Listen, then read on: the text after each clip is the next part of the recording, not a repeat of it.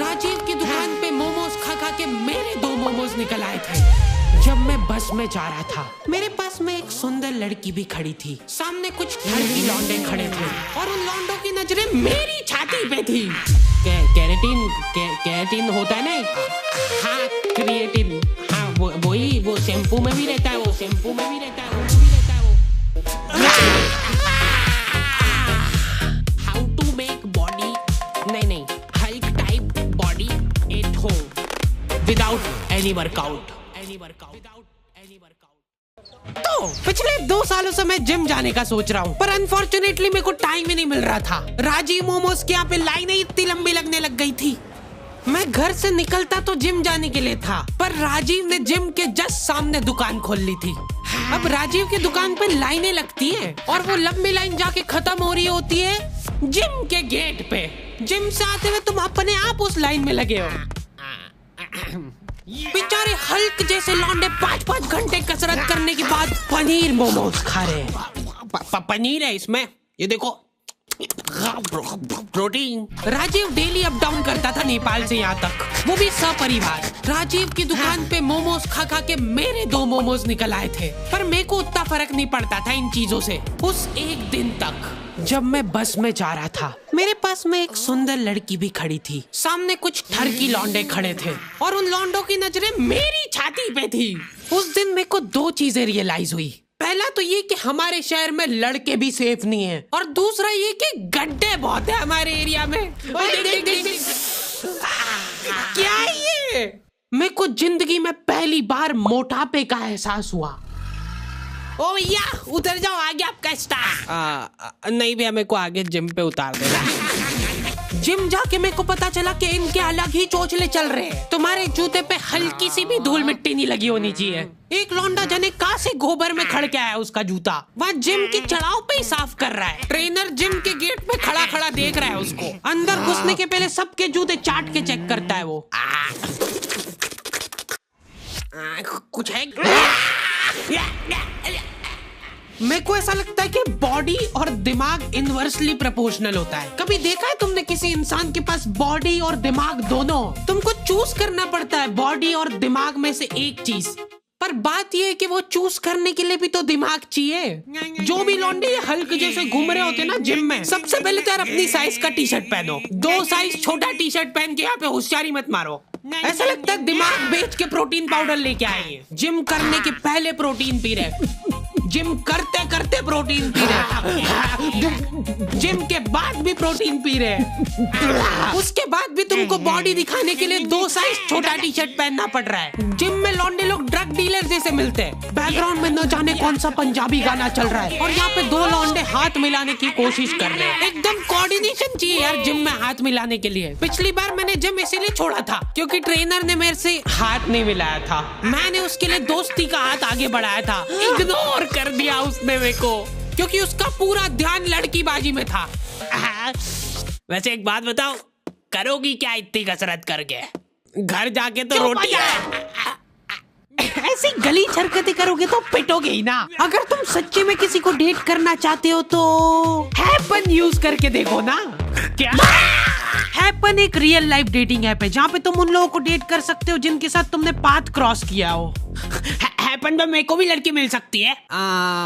देखो यार, सच बताऊं, हाँ पैसे मिले इसलिए हाँ बोलना पड़ रहा है। अगर तुम कुछ कॉमन प्लेसेस पे विजिट कर रहे हो तो हैपन खुद से तुम्हारी प्रोफाइल एक दूसरे को सजेस्ट करेगा। और अगर तुम्हारी नीयत एकदम ही साफ है या शक्ल घटिया है तो तुम हैपन पे फ्रेंड्स भी बना सकते हो। तुम जैसे गेलियों के लिए हैपन ने अपना कारोबार चालू करा है, जहाँ पे हैपन खुद तुमको लोकेशन स्पॉट सजेस्ट करेगा अगर तुम किसी को डेट पे जाने के लिए मना लेते हो। इसलिए तुमको टेंशन लेने की कोई जरूरत नहीं है, हैपन वाले सब संभाल लेंगे। इधर मैं हाथ आगे बढ़ा के खड़ा हूँ, आसपास के सारे लोग कसरत करते हुए रुक गए। मेरे ऊपर प्रेशर बन गया कि भाई अब तो हाथ मिलाना ही पड़ेगा। भैया हाथ मिला लो मेरे से। पैसे अभी दे रहे हो के खाते में लिखो। हमारा ट्रेनर खुद जिम में ड्रग बेचता था। नहीं उठ रहा ना, नहीं उठ रहा ना, नहीं उठेगा, ऐसा नहीं उठेगा। अब उठाओ। एक एक मोटा आदमी डेली 10 मिनट ट्रेडमिल चला के हाथों हाथ वजन चेक करता है, उसके बाद 5 मिनट साइकिल चलाएगा, फिर वजन चेक करेगा। वो रियल टाइम में वजन घटते हुए देखना चाहता है। अच्छा ठीक है, मैं ही था वो मोटा आदमी, और मेरे मोटापे का कारण था राजीव। क्योंकि देखा जाए तो मेरी तो कोई गलती नहीं है। अगर राजीव मोमोज बनाना ही बंद कर देगा तो मैं खाऊंगा ही नहीं, इसलिए मैंने राजीव की अफवाह उड़ाना चालू कर दी। तुम लोगों को पता है राजीव अपने मोमोज का आटा पैर से गूंथता है और तो और मोमोज का मसाला अपने बगल में डाल के मिक्स करता है सही में। पापा, ये था कौन? राजीव का बेटा। रातों रात अपने बोरिया बिस्तर बांध के वो नेपाल भाग गया। बाद में जब लोग शटर वटर तोड़ के अंदर घुसे, जल्दी आ कैमरा घुसा इधर, ध्यान से देखिए इस दुकान को, ये उस देशद्रोही। मैं तो सिर्फ ड्रग्स ले रहा था यार। अच्छा सॉरी, आप कर लो आराम से। फिर गलत दुकान में घुस गए यार। ध्यान से देखिए, ये उस दरिंदे राजीव की दुकान। इससे साफ साबित होता है कि राजीव के बगल के बाल उसके सिर के बाल से भी लंबे थे।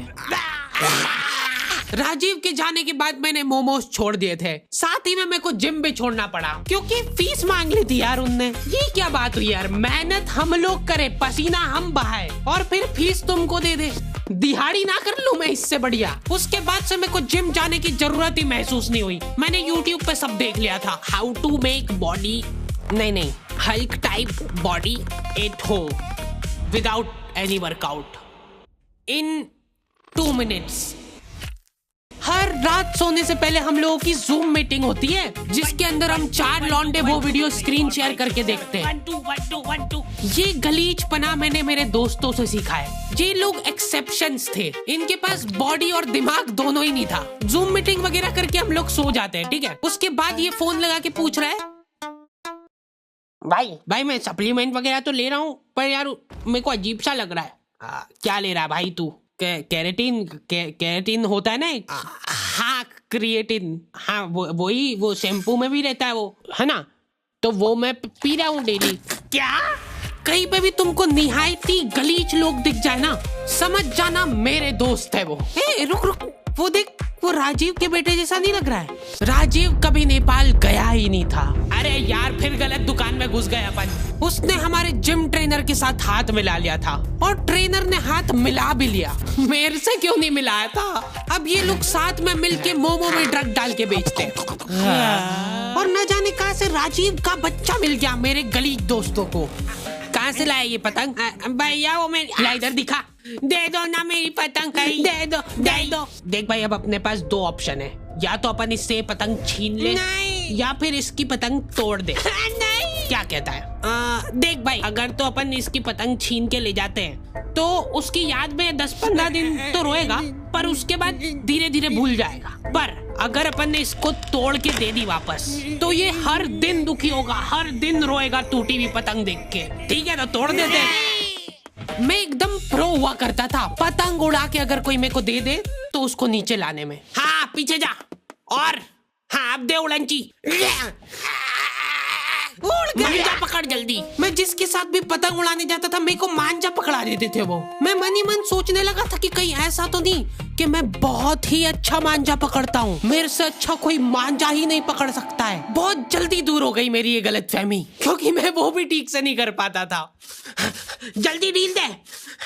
हाँ थोड़ी और, बस थोड़ी सी देते जा, बस बढ़िया। लेकिन मेरे को कभी खुद में कमी महसूस नहीं हुई। मेरे को लगता था पतंग में ही दिक्कत है। क्या लगता है कागज वाली अच्छी के पन्नी?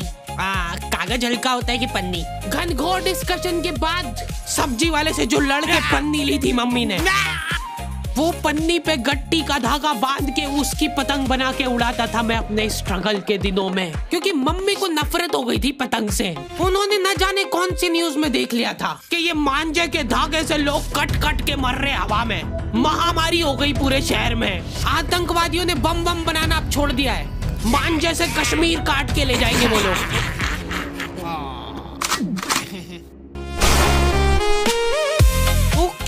तो दी एंड हो चुका है, और अगर तुमने निठल्लों की तरह यहाँ तक वीडियो देख ली है तो अपने दोस्तों के साथ शेयर करो ना।